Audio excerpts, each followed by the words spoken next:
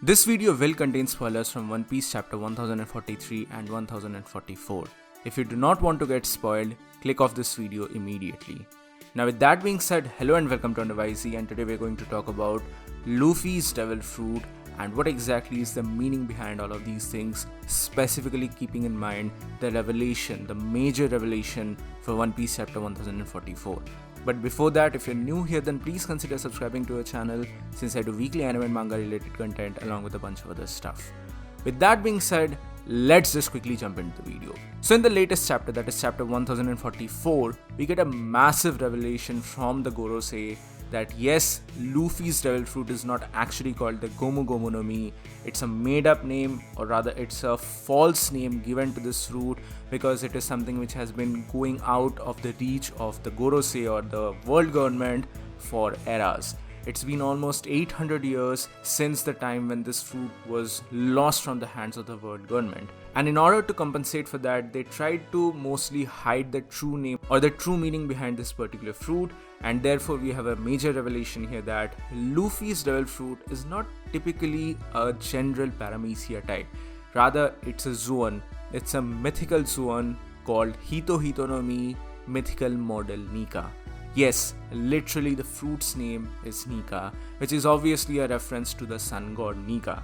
Now, the first part, everyone is aware that the Sun God Nika is literally a very ancient and almost godlike creature in the world of One Piece, who is associated with a lot of different things, from seeking liberation to bringing out joy and passion to people and granting everyone strength and willpower. So that aspect is pretty much understandable here, and the parallels to Luffy here are quite naturally visible, specifically considering how Luffy acts like a liberator for basically every single arc. That is quite understandable, people are not really confused about it. But rather, the confusing element here resides with the paramecia element of this fruit, because at the end of the day, this is a zoan type devil fruit.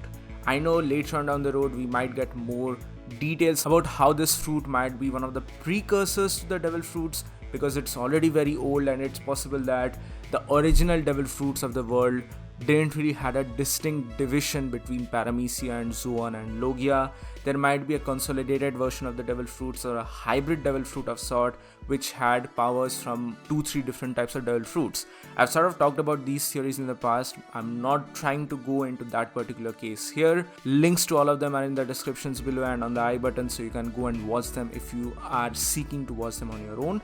But for now, I just want to discuss about the paramecia part here, or rather the rubber part of Luffy's Devil Fruit. Because what's exactly happening here? Luffy has achieved his awakening and he still has abilities of rubber.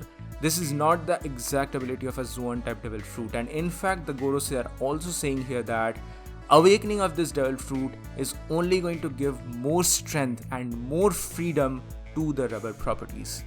Well, we have an actual reason for that, because I 100% believe that Nika is actually rubber. Yes, Nika is actually rubber, and this is not just a made up thing which Oda has developed on his own just for the world of One Piece. Rather, as usual, Oda has taken an inspiration from the real world, from real cultures, from real people, from mythologies and the way of the real world. So in order to understand what exactly is happening here, we need to go into some backstory in regards to the flora and fauna of Southeast Asia in general. Now here I'm specifically talking about the tree called Banyan tree, which is technically the national tree of India. This is a tree which is sort of native to the Indian subcontinent and overall the Southeast Asian region in general. There are various different allegories and mythological references to this particular tree, and it has a lot of reverence in not only India and not only Hinduism, but a lot of other places as well, for example Philippines and many Southeast Asian countries as well. There have been multiple different references to this particular tree in religious texts, in mythologies, about how this tree sort of acts as a guardian deity, to how this tree is a symbolism for wisdom, for eternity and even strength, because this tree is actually very old. Across India and across many different places, banyan trees can be found which are easily 200-300 years old. There are many examples for this, so this is actually a very strong tree. Now the general version or the most common version of this tree found in India is Ficus bengalensis or the Indian banyan. but there are many different versions of this tree from the same family, and the one specifically which I'm trying to talk about here in this particular video is called Ficus Elastica. It's a little different than the regular bengalensis, but it is also a very common type of the tree, and in fact it is very popular as well. If you have ever heard of eastern side of India, then you might be aware of this particular term called living root bridge. This is a speciality of the Indian state of Meghalaya, and this is basically a simple suspension bridge formed of living plant roots by tree shaping, and the tree used here is Ficus Elastica for its aerial roots of the rubber fig tree. Yes, the general name of Ficus Elastica is indeed rubber fig tree. I'm pretty sure that right now you're able to correlate what I'm trying to say here, because Ficus Elastica is basically a rubber tree. But that's not the end of the story here, because in the southern parts of the Indian subcontinent, there's the island nation of Maldives.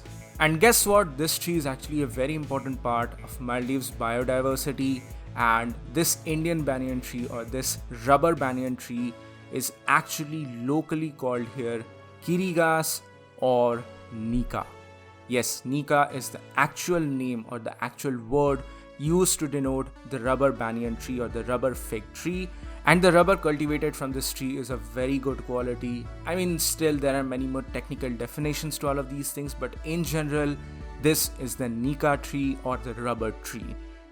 And that's pretty much it. That is the reference which Oda is most probably going to use here, to denote why Nika is being referred to as rubber, or rather why rubber is being referred to as Nika, because the reference is just there right in front of us.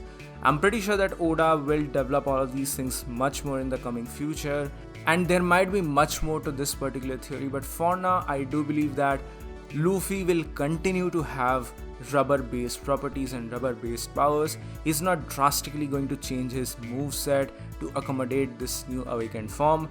His awakened form and his regular body are still going to constitute his normal rubber properties. So yeah, that's pretty much it for this quick video, guys. Thank you so much for watching. This is the reference between Nika and rubber. I'm pretty sure that you all will have a better understanding now with this particular video in hindsight. So that's it for this video. Thank you so much for watching. Please give this video a thumbs up if you like it, share it with your friends, and subscribe to your channel for more. In the meantime, be sure to join the channel membership for some very cool perks and features, and join the Discord server for more. Also, be sure to mention your thoughts in the comment section below as to what you believe is actually the theory here. I'd love to hear your opinions as well. So that's it for today. See you all on the next one.